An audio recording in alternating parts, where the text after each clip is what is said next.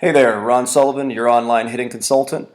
Thought I would do a quick demonstration of what I would look like if I wanted to drive through this wall with a 16-ounce rubber mallet. Obviously, I would probably break my wrist given that there's going to be studs in these places, right? But I think it's a great way to demonstrate what it is that we're trying to do in order to be explosive at the plate. And I know that's one of the biggest complaints I hear from dads and coaches and players. They'll say, they look pretty decent, they just don't have any power. And oftentimes we'll go to the legs for power, but really, to be honest with you, what most youth players need to understand is how the sequence of the upper half needs to work, and where their power leak really comes from is normally their concept of what it means to swing the bat. Okay, and so I thought I would just use this weird illustration of if I was going to pound through this wall with this mallet and try to do it from a hitting position. What a normal kid would do, I think, is they would try to lay the mallet down and swing it around as hard as possible in order to create as much force as possible. And let's face it, pulling muscles for youth players makes more sense because they can create centrifugal force and so forth to drive the barrel around, or in this case, drive the hammer around. But my question to you is, would this be an efficient way to drive through the wall? Well, I think obviously you could probably make a dent in the wall if you hit it like this, but you wouldn't be able to drive through it because of the way that the body is being used here. So if we just think, all right, so now I'm going to take this and drive through the wall. Now I'm standing in an opening here, basically. I think my front foot's pretty close to that, and the wall is probably 6 inches or so thick. Okay, so what I'm trying to do as a hitter and as somebody that's going to try to drive this through the wall is I'm trying to maintain a very compact approach to where, number one, I can keep all of the muscles that I need in order to explode through this engaged. All right, and so now I know that when I say this, people will say that I'm trying to create a push. Well, I'm not trying to create a push, but I'm trying to limit how much pulling, as far as youth ball is concerned or youth hitters are concerned, the idea that they want to pull the barrel around their body.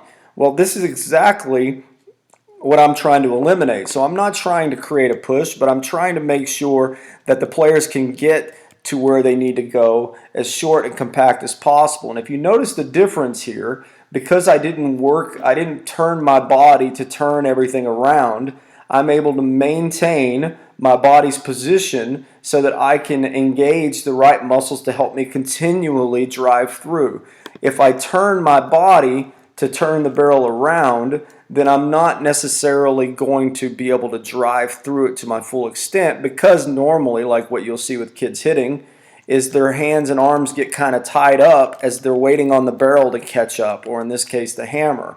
And so the more I can fix myself to be shorter to the ball, then I maintain a position where the muscles that are going to help me explode are still going to be available when I get to the ball. And so you'll see here, obviously I couldn't hit through my wife's wall, but you can see here that the extension comes well after the contact. But you can see, because I've maintained my body's position as I get to this point of contact, right, I'm able to save that up to where I still have some explosiveness left over through the ball. And the problem is most kids are running into the wall instead of hitting through the wall. And it has everything to do, number one, with their concept of what it means to swing the bat. That they still think, hey, I'm going to take this and I'm going to swing around.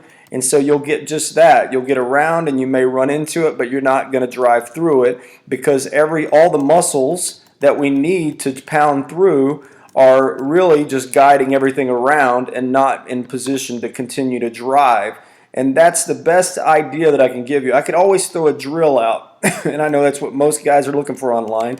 But if you can understand conceptually what it is that your player is trying to do, then you're going to make progress. You could build your own drills. You don't need a swing guru online to teach you. If you could just understand conceptually what it is that we're trying to do in order to drive the ball with our maximum potential. And I say that because Kids can still hit the ball this way. Every single youth game I go to, I see players doing it wrong, but they still find a way to hit the ball, or in this case, hit the wall. They'll still be able to hit it, right? But let me give you another illustration. If I was trying to be, the other part of this that we're trying to do is we're trying to build consistency.